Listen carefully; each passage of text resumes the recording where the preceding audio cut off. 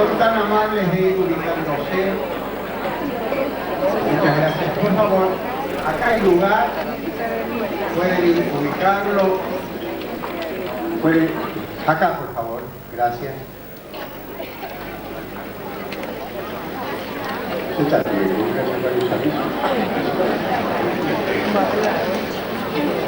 como ustedes saben, y lo hacemos habitualmente con todo gusto, en horas de la tarde, creo, o durante el seminario de mañana, vamos a rifar un volumen del Código Civil. Y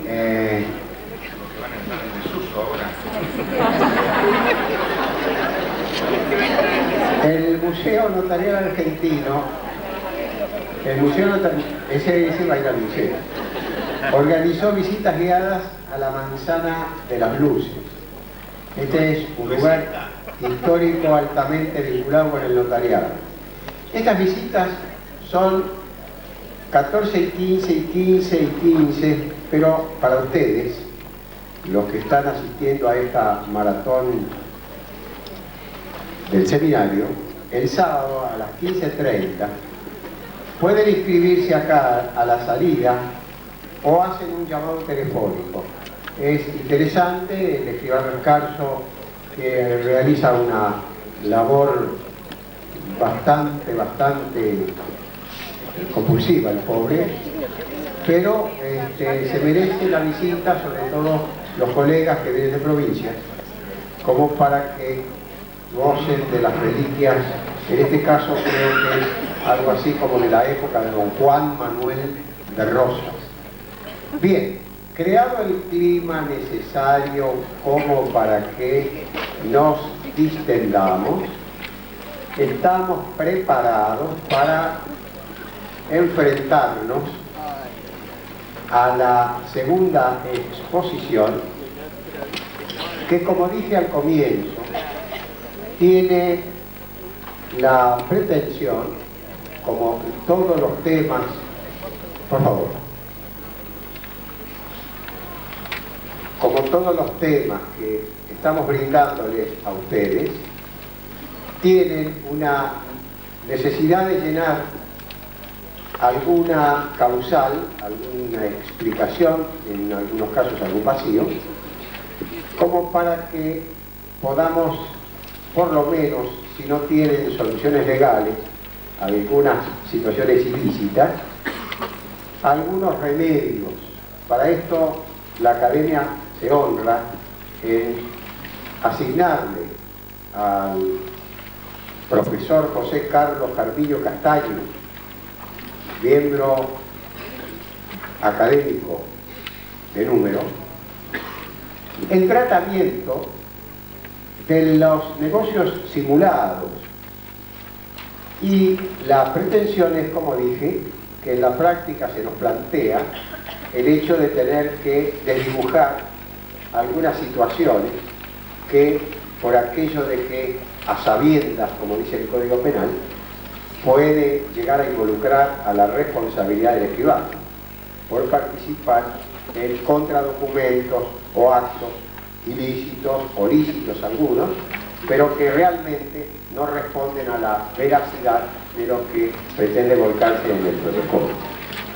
Yo los dejo en la compañía del escribano Carvillo Castaño, por mi parte.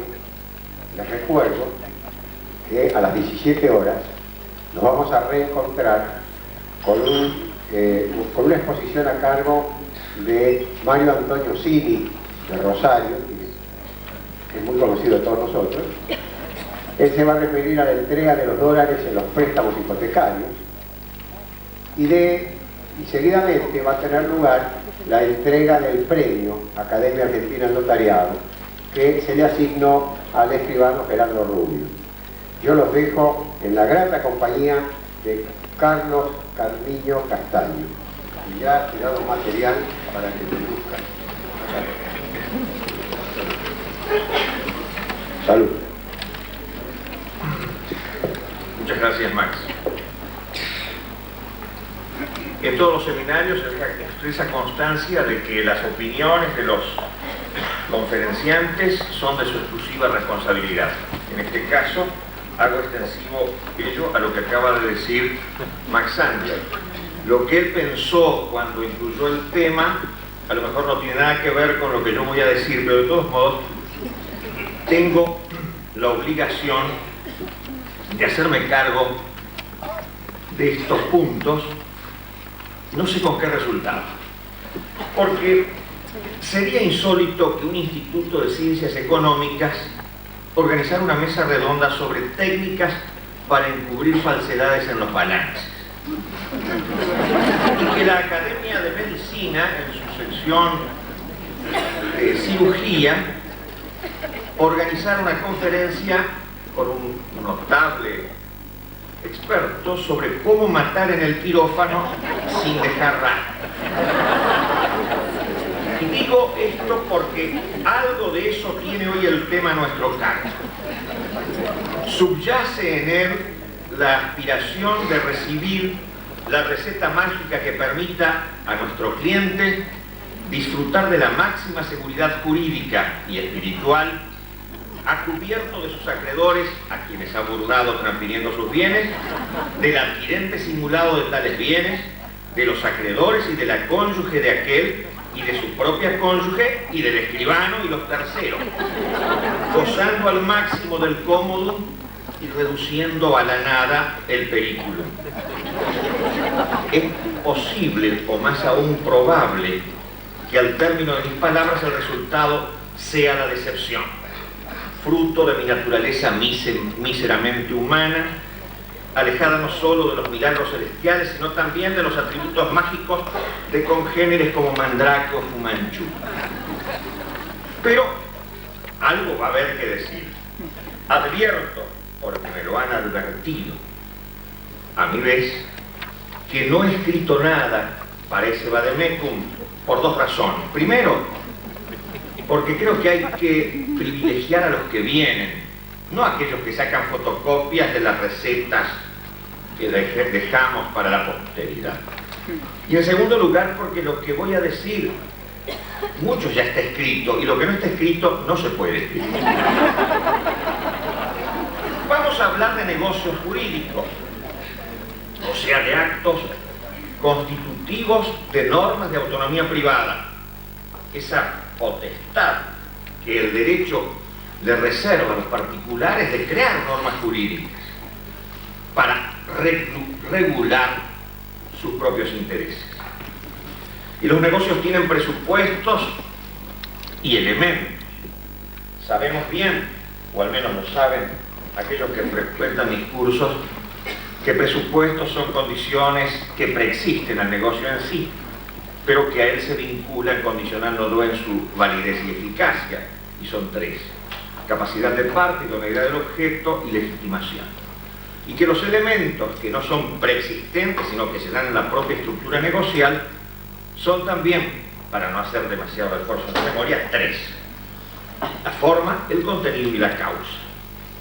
Y en este caso nos interesa la causa, que para la más moderna y esclarecida dogmática jurídica es la función socioeconómica típica que el negocio cumple, esa función práctica que el derecho valora para consagrarlo, para prestarle ese favor jurídico. Es, en síntesis, la síntesis de los elementos esenciales mínimos del negocio. En la compraventa sí no es, como antes se decía, la causa, la cosa para el comprador y el precio para el vendedor, ni el motivo psicológico recóndito individual, sino el cambio. La función socioeconómica en la compraventa es el cambio de cosa por precio y una relativa relación conmutativa. Y entonces, la determinación causal en cada negocio como fin práctico que las partes persiguen puede coincidir con la causa negocial que es la situación normal, o estar viciada en su aspecto de voluntariedad en lo que hace a la intención por error espontáneo o provocado, en lo que hace a la libertad por la violencia o intimidación, o en lo que hace al discernimiento por demencia o minoridad, o acusar, repito, esa determinación causal, que es el fin práctico que las partes persiguen, acusar una divergencia con la causa típica del negocio. Esta divergencia consciente entre el fin práctico que las partes persiguen y la causa típica que está acuñada en el derecho para cada negocio jurídico, se da, repito, esta divergencia consciente en los negocios simulados, en los negocios indirectos y en los negocios fiduciarios. Es, en síntesis, un abuso de la forma instrumental del negocio que, como tal, es un medio para alcanzar un fin distinto al que le es propio, que puede o no lograrse con otro negocio, y que esta maniobra no necesariamente es ilícita. Esa divergencia consciente entre la determinación causal, repito, fin práctico que las partes persiguen, y la causa típica del negocio como función socioeconómica típica que el negocio cumple, puede darse en un grado de incompatibilidad entre el fin práctico y esa causa típica, y nos encontramos frente a la simulación. O puede darse en un grado menor de simple discordancia, que es lo que ocurre, discordancia compatible entre fin práctico y causa típica, que es lo que ocurre en los negocios fiduciarios e indirectos. Pero, ¿qué son tales negocios? Hay simulación, se dice, cuando las partes de un negocio bilateral o el autor de una declaración de acuerdo con su destinatario dictan una regulación de intereses distinta de las que piensan observar en sus relaciones, persiguiendo un fin práctico disimulado en divergencia incompatible con la causa típica del acto. Lo que subyace, oculto, es el acuerdo simulatorio.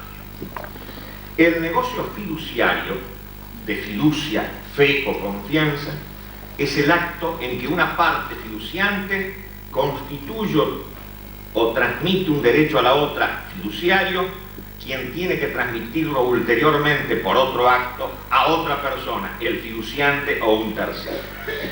Subyace aquí, oculto, también el pacto de fiducia, con lo que el negocio fiduciario tiene un aspecto real o externo, mientras que el pacto de fiducia oculto genera relaciones personales e internas. Un ejemplo sería la cesión de acciones a alguien para que participe como accionista en una asamblea de una SA. Si esta cesión es real, a pedido del futuro accionista, quien se compromete en el pacto de fiducia a devolver igual cantidad de acciones cuando haga una nueva suscripción, estaríamos ante un negocio fiduciario. Si, por el contrario, entiendo, la cesión no es real, sino que es un modo para que mi abogado, en caso de que le tenga confianza, participe en esa asamblea, el negocio sería negocio simulado. Porque en la distinción entre simulación, fiducia y negocio indirecto, se plantean a veces zonas grises que conviene aclarar a la luz, según entiendo, de la compatibilidad o incompatibilidad entre ese fin práctico que las partes persiguen y la causa típica del negocio. El negocio indirecto ha tenido un origen espurio, como bien lo señala Castro y Bravo. Es el negocio clandestino en origen del rodeo astuto y tortuoso que llega a la doctrina italiana con el decente nombre de negocio indirecto a partir de Ferrara, y que, al decir de otro autor italiano, es puesto sobre los altares por Ascarelli. El ejemplo de negocio indirecto sería un poder irrevocable dado a un acreedor para que cobre un crédito de un tercero con el fin de extinguir la obligación entre mandante y mandatario por compensación. Aquí, a diferencia de lo que ocurre con la simulación y el negocio fiduciario, no hay ningún pacto oculto que subyace por debajo del negocio ostensible. Entonces, también aquí, entre negocios fiduciarios, habíamos visto con simulación, entre negocios ahora indirectos y simulación, pueden darse zonas de conflicto para una precisa determinación técnico-jurídica. El artículo 1526 del Código Civil italiano nos trae un ejemplo, cuál es la venta con reserva de dominio hasta el completo pago del precio, formalizado como leasing, o sea, arrendamiento con adquisición por el locatario de la cosa al fin del contrato, imputándose a precio los alquileres pagados. ¿Se trata de un negocio simulado o de un negocio indirecto? En mi concepto, en este caso se trataría de un negocio indirecto, porque no hay incompatibilidad, sino cierta divergencia compatible entre el fin práctico de las partes y la causa típica del negocio. Esto de que el negocio tenga una causa distinta o que el negocio ostensible exhiba una causa falsa no obsta a su validez, como lo consagra el artículo 501 de nuestro código, que dice: la obligación será válida aunque la causa expresada en ella sea falsa, si se funda en otra causa verdadera, siempre que esta causa oculta sea lícita, porque si no lo es, está condenada de nulidad en virtud de los artículos 502 y 953. Para algunos, la diferencia entre negocio simulado de un lado y negocio fiduciario o indirecto por el otro estriba en que en estos últimos existe voluntariedad de la declaración y voluntariedad de los efectos jurídicos. Pero bueno es tener presente que la voluntariedad de lo declarado no está ausente en los negocios simulados. Los simuladores declaran queriendo declarar lo que declaran. Y en el otro aspecto, respecto de la voluntariedad de los efectos jurídicos, este aspecto, los efectos, no es competencia de la autonomía privada, sino que es un tema de competencia exclusiva del orden jurídico vigente. Entonces, la diferencia estriba en la consideración que las partes hacen del negocio ostensible. En los negocios indirectos o fiduciarios, esa consideración es de un negocio vinculante. El negocio ostensible, el negocio que aparece, es un negocio que las partes consideran vinculante. En cambio, en la simulación lo consideran no vinculante. En los negocios indirectos y en los negocios fiduciarios, la valoración se adecua al significado objetivo de la declaración que se emite. En cambio, en la simulación se valora como vinculante la contradeclaración, que constituye un negocio auxiliar con función de interpretación auténtica del negocio que aparece.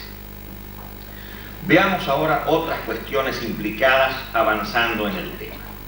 La simulación puede ser lícita o ilícita, y es ilícita cuando tiene fin de fraude a la ley o a los terceros. Pero bueno es recordar que puede haber fraude sin simulación y simulación sin fraude, porque responden a dos órdenes lógicos distintos. La ilicitud o licitud se estructura sobre la base del interés acorde o contrario al derecho que se pretende satisfacer con el negocio. Hay simulación o no según exista, ya lo he dicho, divergencia o correspondencia entre el interés práctico de las partes y la causa típica del negocio. Y esto, licitud o ilicitud, es también aplicable a los negocios fiduciarios e indirectos. La simulación puede, además, ser absoluta cuando fuera del negocio simulado no hay nada, o relativa cuando, además del negocio simulado, hay por debajo un negocio disimulado. Hay negocios en que no es dable la simulación para algunos, por ejemplo el testamento, que obsta, dicen, a un acuerdo simulatorio post-mortem. Yo creo, sin embargo, que con un poco de imaginación se puede llegar a hacer un testamento con cláusulas simuladas que puedan tener operatividad post-mortem. Puede haber además simulación en negocios de derecho de familia. La jurisprudencia extranjera nos trae abundantes ejemplos, por ejemplo, de matrimonio simulado para adquirir la nacionalidad, adopción simulada para la adquisición de un título nobiliario, reconocimiento de hijo natural simulado, real el hijo, ¿no? Pero simulado el reconocimiento, para disminuir el impuesto a la herencia, divorcio simulado para poder ambos cónyuges continuar trabajando en la misma fábrica. Qué maravilla, ¿no? Cosa que estaba prohibido por las leyes de guerra. Puede haber simulación, además, en declaraciones unilaterales con la cooperación del destinatario en quien producirá efectos inmediatos, en los que se llaman las declaraciones recepticias. Por ejemplo, el pago o la rescisión o resolución de un contrato en perjuicio de los acreedores.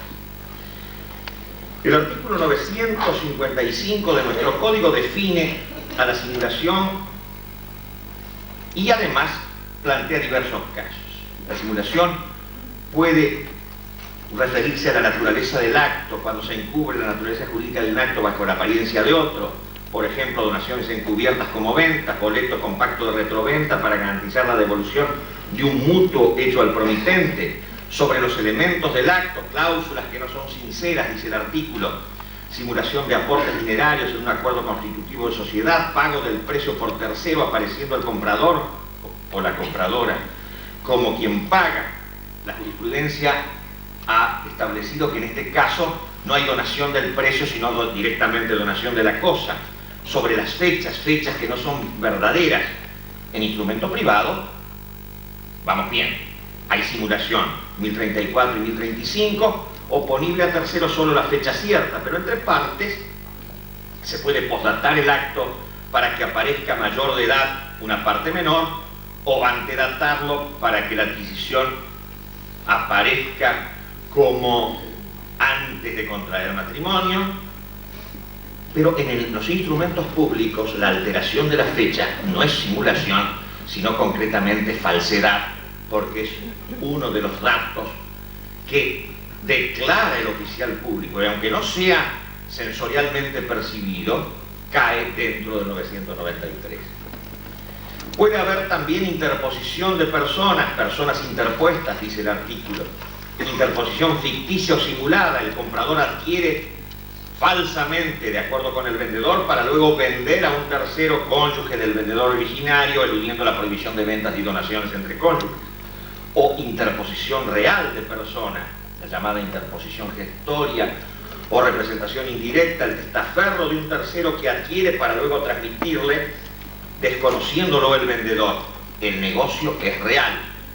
Casos en que alguien no quiere vender a un lindero o pretende un mejor precio.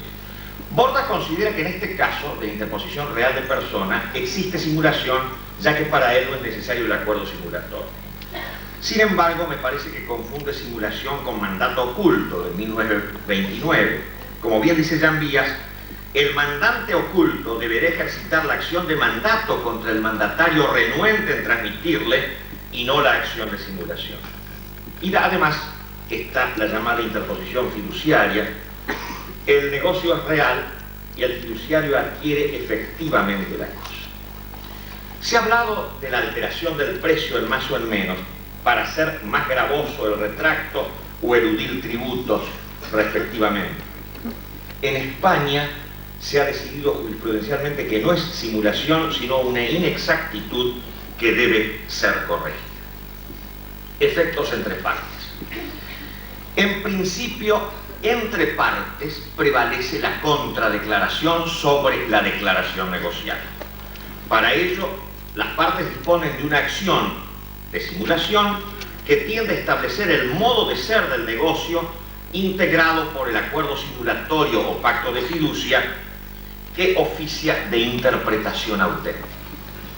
Pero esta acción difícilmente se plantea pura, como mere declarativa, ya que generalmente se entabla en situaciones de controversia entre las partes del negocio simulado y entonces se acumula a ella una pretensión de condena o resarcimiento.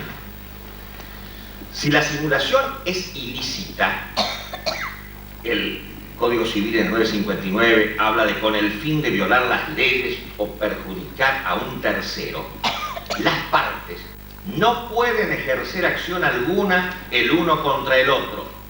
Esto decía nuestro artículo hasta la reforma del 68.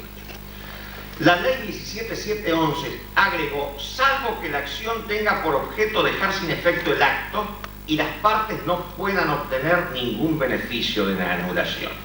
Chardon, citado en la nota, expresa similarmente siempre que no traten de exigirse la ejecución del plan ilícito. Entonces, las partes, aún en caso de simulación ilícita, podrán accionar a efectos de restituir la situación a la realidad sin ventaja para ellas. Por ejemplo, hacer posible que se cobren los acreedores burlados por el enajenante y no para volver a ingresar a su patrimonio los bienes que se habían dispuesto una vez prescriptos los créditos de aquellos acreedores burlados. La prueba de la simulación entre partes, en 996 nos dice, el contenido de un instrumento público puede modificarse o quedar sin efecto por contradocumento público o privado otorgado por las partes, que solo será oponible a los sucesores singulares o terceros si no está anotado en la matriz o copia por la que obre el tercero. O sea, solo es oponible a los sucesores singulares y a los terceros. A los terceros y a los sucesores singulares si está anotado en la matriz y en la copia por la que obró el tercero. Obviamente es oponible el acuerdo simulatorio a los sucesores universales de las partes. Pero yo entiendo que basta la anotación en la copia, porque no es necesario. La anotación en la copia, aunque no esté la anotación en la matriz del acuerdo simulatorio, creo que haría oponible la simulación al tercero si él ha obrado por esa copia. Y el artículo 960, contradocumento firmado por alguna de las partes, en caso de existencia de un contradocumento, dice que los jueces pueden conocer sobre él y la simulación si el contradocumento no contuviese algo contra la prohibición de las leyes o los derechos de un tercero. Esto se origina en aquella sentencia de Paulo, según la cual la prueba testimonial no procede contra un instrumento público y contra él solo procede la prueba escrita. Quien invoca la simulación debe probarla. El contradocumento puede ser coetáneo a la simulación o posterior, incluso podría ser anterior. Aclaramos que la escritura que vamos a otorgar, conteniendo un negocio de venta, ese negocio es singular. La forma del contradocumento es absolutamente libre, cualquiera. Y receptando posiciones doctrinarias y jurisprudenciales, la ley 17711 agregó al artículo 960: solo podrá prescindirse del contradocumento para admitir la acción si medieran circunstancias que hagan inequívoca la existencia de la simulación. Por ejemplo, existencia del principio de prueba por escrito, 1192, imposibilidad material por sustracción o extravío, o imposibilidad moral, argumento del artículo 1191. Por ejemplo, entre concubinos, la confianza no ha de ser tanta si no se casan. La dependencia moral que existe entre ellos. Una tía vieja mía diría que es una independencia moral o dependencia inmoral. Y por lo cual casi quedan equiparados los concubinos a los analfabetos. Porque la intimidad de trato o gran amistad es otra de las causales, la confesión de aquel a quien se opone, el interesado analfabeto, como los concubinos, o casos de dolo o fraude para exigir el consentimiento del acto simulado. Recapitulando, entre las partes el acuerdo simulatorio tiene una eficacia contraoperante respecto del negocio simulado.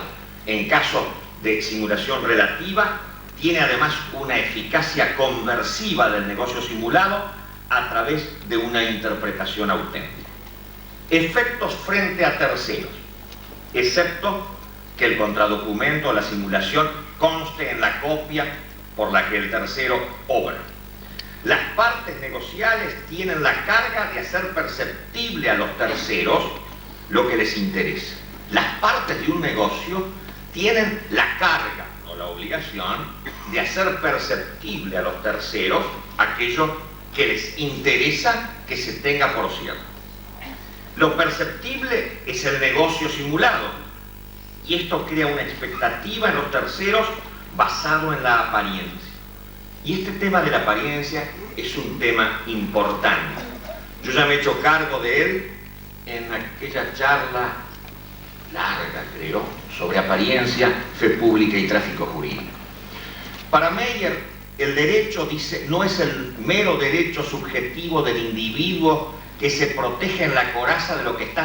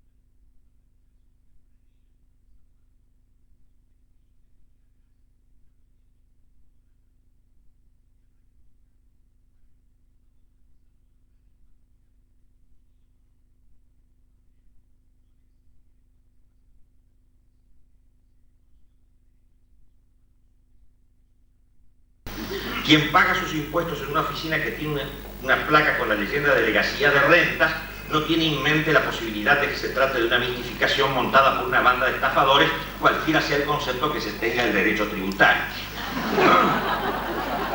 Sé que en la vida es difícil distinguir realidad y ficción. El ingenio del hombre no tiene límites, el de la mujer tampoco, y el de los intermedios, anfibios, bilingües, etc. Menos aún, como aquella confesión del travesti que después de muchos años le dijo a su hijo, aquel transexual que le dijo a su hijo: